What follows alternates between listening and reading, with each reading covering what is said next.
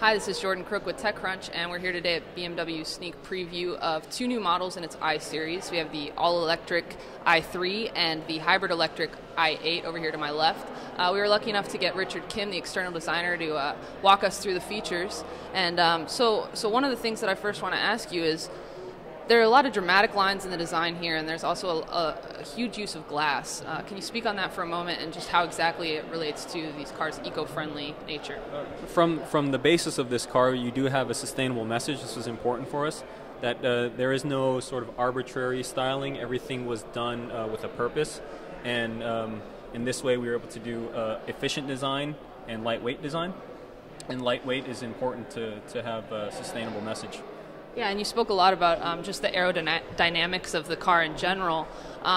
In what ways does just the aerodynamics and the lightweight materials, I think that it was carbon fiber, reinforced plastic, in what ways do those make it just a more eco-friendly device in general? Well, carbon is very light, and of course when a car is light, then it's taking less energy to transit. Also, the aerodynamics it's inspired us in its design. It's very aerodynamically efficient, but it's also inspired the way it looks. All of the line work you see, it's very dynamic, and it looks as if the wind is sort of blowing across the body side.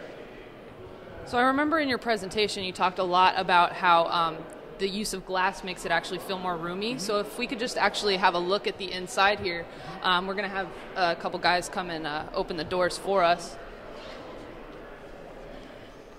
And you can see we actually have a coach-style door, if you want to go ahead and speak to that for us. So we have a coach-style door. It opens towards you and it invites you in a very generous amount of space. And I think it speaks for itself. You can see as well that we have a flat floor. Normally in cars you have a tunnel that bisects the car in half, but because the technology is so streamlined, this flat floor allows you to go in and out across the car as if these two bench seats are like a bridge in transition to come in and out. Maybe you're in a parking situation where you need to enter or exit from the opposite side. And these seats in general just look very different than what we're used to seeing in cars. Can you explain kind of the thought behind those and what's going on here? Well, the seats are very sustainably built.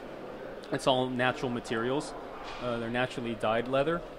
Also, because of the strength and durability of these seats, we managed to get a very thin, streamlined form. And this, again, it doesn't take away from interior volume.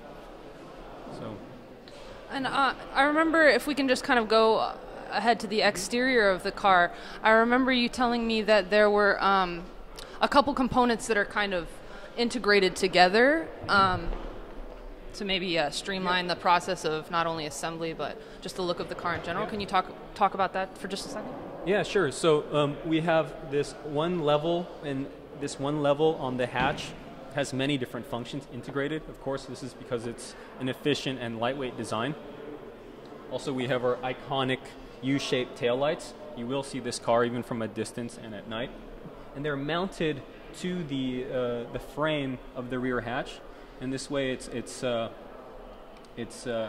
promoting the idea that you can get many functions out of fewer forms, and this is a sustainable message.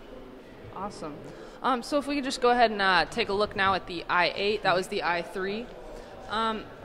So I know that this one is a hybrid electric. What can you say as far as this is a really radical design we've got here.